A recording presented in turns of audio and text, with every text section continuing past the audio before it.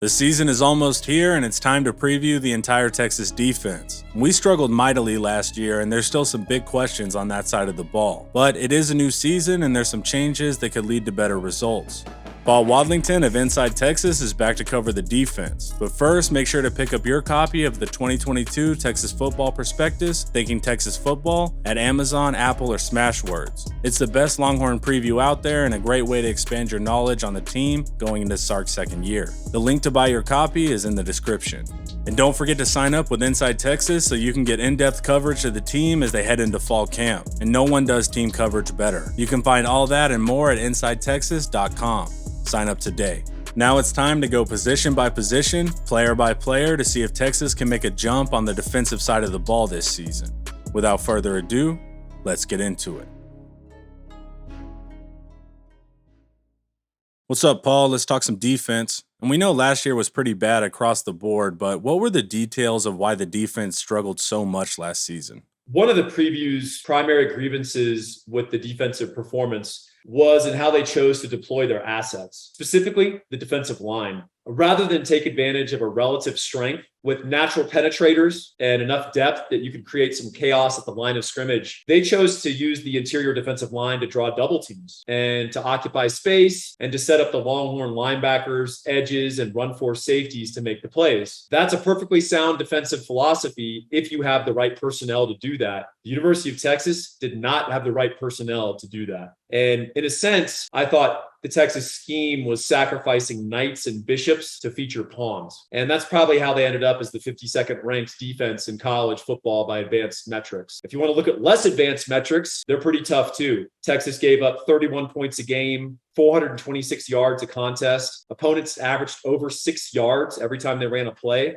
And then Texas allowed 5.2 yards per carry, which is a result of not just not stopping the run, which was a problem that plagued Texas at Arkansas, against Oklahoma State, against Kansas, but also demonstrated, because of how statistics are calculated in the college game, how poorly they rushed the passer. Texas didn't get a lot of sacks. They didn't get a lot of hits on the quarterback. And that was a real thorn in the side of this defense all season. Yeah, it was tough to watch. And looking at this season, what are the expectations at the nose position between Coburn, Sweat, and the young Byron Murphy? If Texas wants to play better on defense, it's going to start up front. It's going to start at nose tackle. And it's going to start with T'Vondre Sweat and Keandre Coburn. And frankly, both of those players were disappointing last year. The fact is, T'Vondre Sweat is the second best NFL prospect on this defense, but he's inconsistent. If Sweat can play like the contract year that this is, he really has the ability to elevate the defense. Keandre Coburn, boy, a lot of hype about Keandre, but if you watched him carefully last year, he lost quite a bit of play strength, didn't really exhibit his motor very consistently,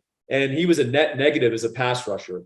He finished the season with 15 tackles total, 2 of them for loss. Now, statistics can be very deceptive at nose tackle, but that was his worst statistical year. And subjectively, it was also his worst year as a Texas Longhorn. Byron Murphy was a revelation as a true freshman. He came in from a DeSoto program, 18 years old, barely 6'1", not even 300 pounds. And he showed, frankly, better play strength, better technique, and better pad level than a lot of the other interior defensive linemen who had been at Texas for 3 or 4 years. Now, that should make us ask some questions. Maybe those are some questions that get answered in the Texas football preview. But talking about Murphy specifically, I'm not a huge fan of honoring seniority over performance. And I think Byron Murphy has a role in this defense that needs to be primary. Now, whether that's at nose tackle, whether that's at a 2 technique, which is heads up on the offensive guard, or a 3 technique, which is lined up on the outside shoulder of the offensive guard, or even as a 4-eye, where he lines up on the offensive tackle and acts as a plugger against the run game, Byron Murphy needs to be on the football field because he makes a difference for the University of Texas defense. I agree 100%, man. And what can our tackles do to maximize as a group in the potential new scheme? How do Ojimo, Collins, and Broughton bring the line play up a notch? And what's the key to unlocking Alfred Collins' full NFL potential? There are a lot of potential different structures for the interior defensive line in Pete Kwiatkowski's defense in 2022. Whether that's a 3-man line, a 4-man line, Texas fans are going to find out. The good news is there is some versatility with players like Moro Ojomo and Alfred Collins. I'll talk about Collins first. Alfred Collins is the most talented player in Texas defense. He is the best NFL prospect, and he has the best natural ability. Now, the fact that Collins was not a starter until the Oklahoma State game last year may be less of a commentary on Collins than the scheme that Texas tried to run. The fact is, he's long, he's powerful, he's dynamic, and he is great at penetration and taking an edge. So Alfred Collins, whether he plays inside as a 3 or 5 technique, or whether he even plays outside at what they call the jack position, he needs to have a primary role in this defense. Similarly, Moro Ojomo wasn't really deployed optimally last year for his skill set. He's about 6'2", 275, 280, not very long. He really wins with effort and with quickness. So I think the Texas coaches will either employ him outside, just like Alfred Collins, as sort of a big defensive end or a big edge, however you want to conceptualize it, or they'll play him inside as a 3 technique or a 5 technique and allow him to use his quickness and hopefully get upfield a little bit. Both Ojomo and Collins are complementary. They could be interchangeable. They could both play for each other, or you could separate them out and make sure you get both on the field at the same time. You do run into a bit of a numbers issue, though, when you're trying to also get T'Vondre Sweat or a Byron Murphy on the field as well. That also brings us to Vernon Broughton. Vernon Broughton was a highly touted high school recruit. He really had more of a basketball body than a football body coming in. He needed to lose some bad weight. He needed to recomp his body, and he's been doing that. The thing about Broughton that's enticing is he's very athletic. He's long. The thing that he needs to really work on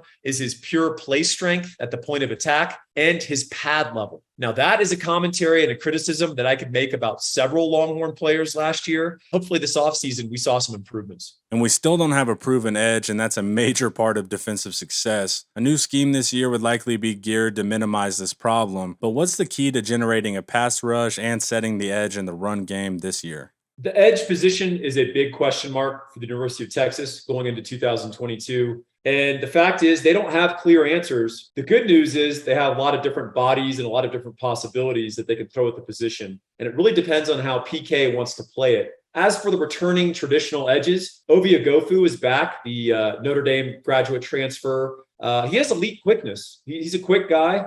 He's got some burst and some dynamism about him. Unfortunately, he played a little bit smaller than his 240 pounds setting the edge. He wasn't very good at it. And he also didn't show a lot of discipline. He had a tendency to run straight up the field, and he really got exploited in the draw game and the quick screen game, shovel passes. He needs to play a lot more disciplined, and he needs to play a lot bigger for him to be effective in 2022. On the other side of the edge ledger is Barron Sorrell. And he was a really nice surprise for Texas last year. And I think for the Texas coaches, he was an under-recruited athlete out of Louisiana, but he has pretty good play strength. He's a pretty good pass rusher. He's willing to set the edge. He has good feel out there in space. He's not going to expose himself just by sprinting straight up the field. And I think all of those things make him pretty attractive to the Texas staff. Now, you may have noticed I didn't have any superlatives about Barron Sorrell, partly because we don't know enough about him. We haven't seen him play enough football. But it's partly because he seems to be okay to pretty good at everything. And right now, that would be an improvement for Texas on the edge. Now, the more interesting options are players like DeMarvion Overshown, Alfred Collins, Moro Ojomo. You know, there's no question that Alfred Collins and Moro Ojomo could set the edge. The bigger question is what they can do as pass rushers coming off the edge, and also if it's their optimal use. DeMarvion Overshown, very different side of the coin, which is he is probably not going to hold up setting the edge against a traditional tight end, a Ben Sims type guy at Baylor who's 255 pounds. But what he does represent is an interesting option against the teams that are going 3 and 4 wide. He could come off that weak side edge and provide some burst, some quickness. And of course, he could drop back into coverage and provide a different look. So Texas does have some options on the edge. I think the key is they've got to establish an edge identity early and often, and then try to stick with it. Yeah, you can see the coaches trying different things to help out the position. If the older guys continue to struggle, which younger players have a shot at some significant reps? Justice Finkley has the highest floor of a lot of these new, young, incoming edge players. He's very mature. He's physically strong. Not the ideal edge length. He's about 6'2". He makes up for it with a lot of work ethic, high football IQ, and a lot of edge, frankly, playing edge, if you'll Forgive the pun. Jamon Tapp is really interesting because he's so raw, but his pure athletic ability is really intriguing. I think he might be the most potentially complete edge player. We're going to have to see how he develops. And then finally, I think Jure Bledsoe ends up inside. However you want to evaluate him, Jure Bledsoe might have the highest ceiling of any defensive recruit that Texas signed in 2022. They need him to get healthy, but his pure raw ability, his pure athleticism, it's unique. It's special. He's a small town kid. We'll see how he adjusts to the bright lights in the big city. Don't sleep on Jure Bledsoe and his future potential. I am excited for the young guys in the future. Then heading to the second level, the linebacker play was lacking last year, both in production and depth. In his fifth year, what does Overshown need to put on tape in a contract year, and how does his new edge duties change the calculus there? DeMarvion Overshown is a very good overall athlete who excels in coverage, sprinting through a gap, running down skill players on the edge. Basically, he's best at see ball, chase ball. Unfortunately, that's not what the defense asked DeMarvion Overshown to do last year. And despite the fact that he's being featured on a number of media, all Big 12 teams, I think that's based more on reputation than actual performance. I think he has the ability to overcome that because I think he wants to be a great player. And I also think the Texas coaches realize he may not be a traditional off-ball inside linebacker, that interior run plugger that they asked him to be. And that's why they've moved him out to the edge. They've been experimenting with some hybridized positions where they're going to get him off the line of scrimmage or on the line of scrimmage, coming off the edge, or maybe at a little bit of an angle, looking back in towards the ball, where he can react to a much cleaner picture and let his athleticism carry him to the football. The other good news about Overshown is he had his first complete offseason. Now, that's an amazing thing to consider, considering it's his fifth year at Texas, but he was always injured in the offseason and never really was able to participate in strength and conditioning. He also didn't really eat the number of calories that he needed to. He's now up to a full 230, and I think that's going to help him. DeMarvion Overshown is not shy about contact, but I think the devastation of his contact is going to be a lot more at 230 than at 210 or 215 as he's played before. It'll be interesting to see him at full strength. We've been hearing a lot of good things about Jalen Ford at middle linebacker. How does having a true inside linebacker elevate the group as a whole? Jalen Ford is not sexy. He was not a sexy recruit. He wasn't a household name coming into Texas. But Jalen Ford may be exactly the linebacker that Pete Kwiatkowski and the Texas defense needs. He didn't start until the Oklahoma State game. And then after that, he was the best, most fundamental linebacker at the University of Texas. In the offseason, he's gained about 10 or 15 pounds of good weight. He's a lot stronger. He's almost 240 pounds now. And I think he is the most promising true interior linebacker for the University of Texas. What you really need from that position is steadiness, consistency, good tackling, and frankly, the ability to strike and make a ball carrier regret running inside on inside zone. Texas hasn't really had that in a while. And he quietly has a real ability to improve this defense coming fall 2022. We definitely need that. What does Tucker Dorsey do to shake that room up? And we have David Benda developing as well. So what are Benda's best traits? Leave it to the University of Texas to look to James Madison to improve the constitution of their defense. And that is what DeMonte Tucker Dorsey aims to do. He was an incredibly productive player at James Madison. He was one of those players. He sort of played a hybrid safety linebacker role. About 5'10", 215, a little bit undersized, but played bigger than his play size, certainly on the field. And he was one of those guys who fills up the box score. He would get interceptions, he'd get pass breakups, he'd get sacks, tackles for loss, tackles. Really, really productive player. Great eye discipline, great understanding of what the offense was trying to do. The fact is, he did that at a lower level of football. And so whether he's a diamante in the rough or a lump of coal, you won't find out till the pads come on in the fall and you really get a chance to see how he stacks up with FBS competition. So for now, I think you consider him a depth piece, but if he surprises, I think he could be a wonderful piece for the University of Texas defense. David Benda is a guy who is willing to strike. He has good lateral mobility. And he's actually quite good in coverage. He is one of these undersized, sort of classic Big 12 linebackers that we've seen Baylor, Oklahoma State, among others, use to great effect. The main issue with David Bendo last year was that he didn't always follow the ball very well. That's a pretty elementary trait for the linebacker position. You need to be able to identify the ball and go get it. Particularly, I broke down in the Oklahoma State game last year, ran the wrong way a couple of times on some Jalen Warren fourth quarter runs that went for 20 plus yards. Now, I think there's a teaching aspect there. I do think that David Benda can improve on those traits. And if he does, I think Texas has a welcome addition who could either start or be sort of the first linebacker off the bench for the Pete Kwiatkowski defense.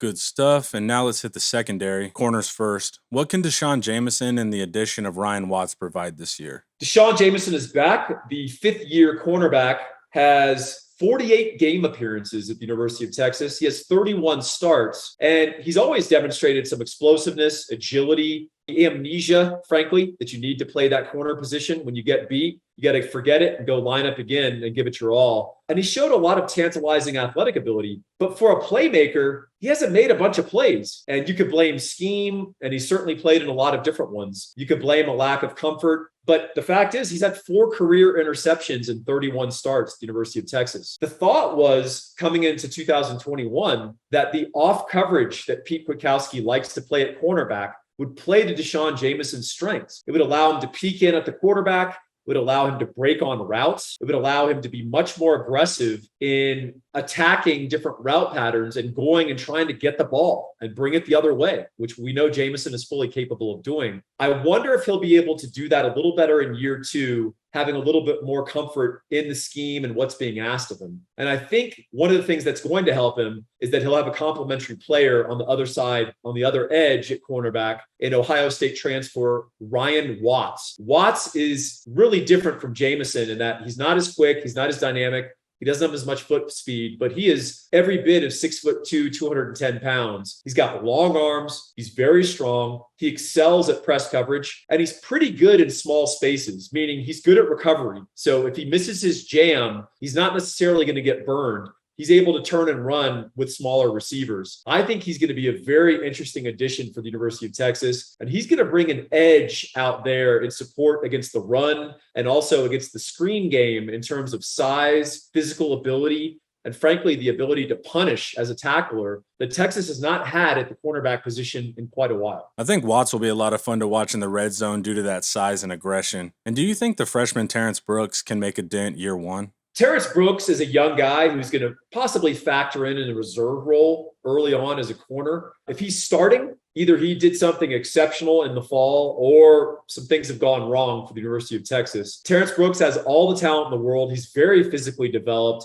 Unfortunately, he doesn't really quite get the college passing game yet, as evidenced in the spring game. He looked a little bit overwhelmed. That's just going to come with time and reps. Bright things in the future for Terrence Brooks, but not necessarily in 2022. And then it looks like we had Jahdae Barron take the starting nickel spot, and he's often said to be one of our best DBs, but we haven't really seen him prove that on the field just yet. But how does having a nickel that can play man coverage consistently help our defense? Great question. Jahdae Barron has elite quickness, and he's got great coverage ability, pure coverage ability lined up over the slot. And the slot receiver is the easiest throw in college football. It's the easiest throw in all levels of football. And if you can take that easy throw away, if you could take that security blanket away from an offense, you're really making them play left-handed right off the bat. And that is the potential upside of Jahdae Barron. In addition to that, he allows Texas to do much more sophisticated things schematically. Anthony Cook played the nickel position last year for Texas well, but he didn't have the pure speed, so that Texas always had to cover him over the top with a safety.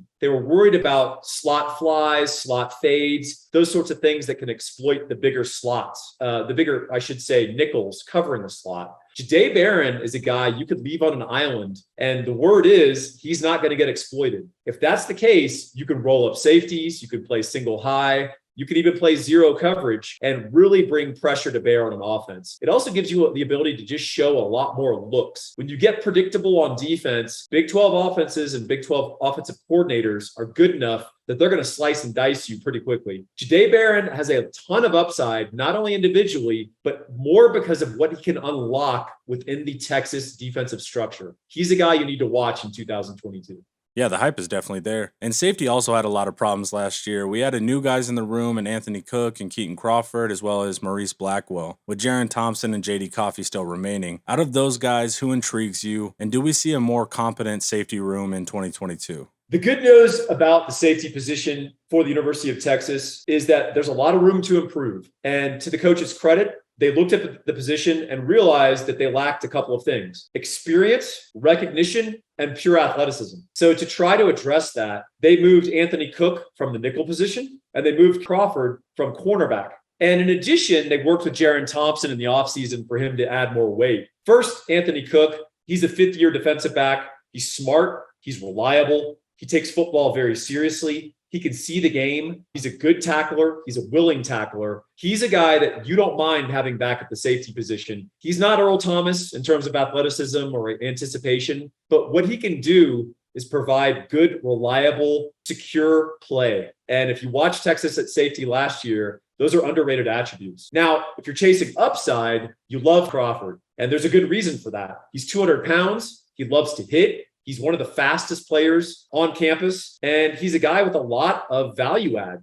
Don't forget, in high school, he was a high-level skill player on offense. He was a very good running back, a very good pass catcher. So he's a safety that if he can get the ball in his hands, there's some extra value add there. He might bring it back the other way and score and have the have Texas Fight playing and the cannon firing. The downside of Crawford is that he doesn't know how to play safety yet. And the fact is, as much as fans hate to hear this, coaches cannot trade busted coverages and wide open receivers just to get more athleticism on the field. That's not a trade-off that they're willing to make. What Crawford has to do is show that he can be trusted, or they have to find a way to pare down his responsibilities so that he can play instinctively and he's not going to have a bunch of different coverage decisions he's going to have to make as the deepest man. Jaron Thompson is an interesting sort of transitional form between Anthony Cook and Crawford, in that he's probably a little more of a traditional real safety than Anthony Cook in terms of his comportment, how he sees the field, or even just athleticism. He's got good lateral range. He has good feel for the ball in the air. The downside was that he played last year between 175 and 178 pounds. And when you're asked to be a primary run force, run stopping safety, that math and that physics does not work in college football. Texas repeatedly asked him to make tackles on guys that were 20 to 50 pounds heavier than him. And over time, that is going to weigh on a football player. It certainly weighed on Jaron Thompson. In the offseason, they made a point of getting him to gain some weight. He's now playing in the 190s. And I think that's going to help him be a more physical, more effective tackler, and also complement some of the natural instincts that he does bring to the position. I think Texas is going to be improved at safety with the two new bodies they brought in Cook and Crawford, but also in the development of a guy like Jaron Thompson. An interesting wild card sort of X factor with the Texas coaches trying to get more physicality at safety was the addition of Maurice Blackwell. And boy, did they add physicality if you watch the spring game. Maurice Blackwell transitioned from linebacker to safety, and he brought the hate and he brought the wood a couple of different times in that spring game. He is a natural hitter. He's not contact shy. He could put an opposing offensive player out of the game. The downside of Maurice Blackwell is he didn't show great coverage instincts or great coverage ability. You'd expect that for a guy at a novel position. Frankly, our ability to play Maurice Blackwell in 2022 is not going to be based on his ability to support against the run, which we know he can do. It's going to be based on his ability to hold up against the passing game. So putting it all together, how does the defense look as a whole in the upcoming season? What are the keys to a more successful year? Texas fans know the potential stars on the defense, or at least the guys who get the most hype. But I think it's going to be the play of some of the less hyped guys that is going to unlock this potential defense. Because if guys like Jahdae Barron dominate at nickel, if a guy like Byron Murphy comes in and consistently makes himself a problem on the interior defensive line, if a guy like Jalen Ford behind him is a credible run stopper and a guy who pursues sideline to sideline and really shores up that second level run defense, that's going to allow the Texas coaches to borrow players from certain position rooms and play them elsewhere. And what I mean by that is you're going to be much more confident playing an Alfred Collins or a Moro Ajomo outside. You're going to be much more confident playing different fronts, different coverages. Frankly, the University of Texas defense was very predictable last year. And part of that was personnel. Part of that was some choices by the staff. I think of some of those unheralded role players like Anthony Cook at safety, or even Jaron Thompson showing natural improvement from his first year starting to his second. I think those guys can unlock the more talented, more high-speed players like an Overshown, like an Alfred Collins, like even a Tavondre Sweat, who is very much in a contract year and has shown the ability in bursts to really be a player that can affect the game. The bottom line is you don't need the University of Texas to field a top 20 defense for Texas to meet its goals in 2022. What you need them to do is show marginal improvement from a 52nd ranked unit to, say, a 35th or 38th ranked unit. That simple margin of difference is going to be the difference between a 7-5 football team and a 10-2 football team that's playing for the Big 12 title. Yeah, we don't need some juggernaut unit. We just need people to do their jobs and we'll look way better. And Paul, please tell the fans where they can pick up your preview and read your other work. If you're excited about the preview and you're excited to read, I think, the most comprehensive Texas football, Big 12, and Texas opponent preview on the market, you can go buy it, of course, at Amazon. That's where you can get the paperback. If you're interested in the e-versions, you can find them at Apple and also Smashwords. Smashwords is for you, your Kindle readers. And then finally, if you want to be a part of the best Texas Longhorn sports conversation that you can find, go to Inside Texas. If you're a new subscriber, you can enter a promo code that's in the preview, and it's going to save you $50. That's 50% off for your first year at Inside Texas. It's a pretty good deal for y'all. I hope all of you take advantage of it. Buy the preview, join Inside Texas, and we'll look forward to talking to y'all. And that's a wrap on Paul Wadlington. Make sure to pick up your copy today. Link in the description. Thanks for hanging out. Watch some more of my videos here. And don't forget to like, subscribe, and share if you want to support quality Texas content. As always, hook 'em.